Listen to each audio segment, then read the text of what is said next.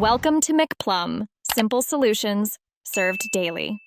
You start with Python ready and a list variable. That's essential. First, check whether the list is empty and handle that case immediately so you don't crash later. Next, choose your path. Use the built-in max for brevity or implement a manual scan to control comparisons and learn how it works. Once decided, initialize a candidate variable to the first element if scanning.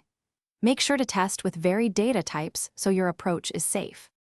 You now implement the manual scan step by step.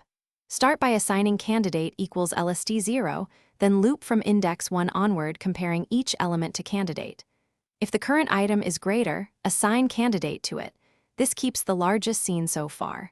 If working with objects, pass a key function or extract the comparable attribute to compare. This explains why you might prefer a key rather than raw comparison. Once the loop completes, candidate holds the largest element.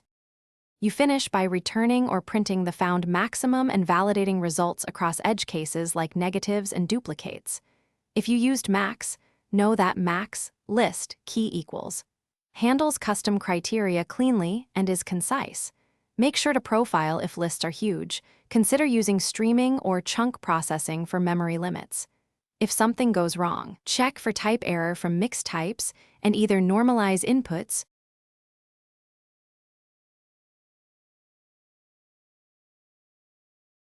Thanks for watching. Stay juicy and subscribe.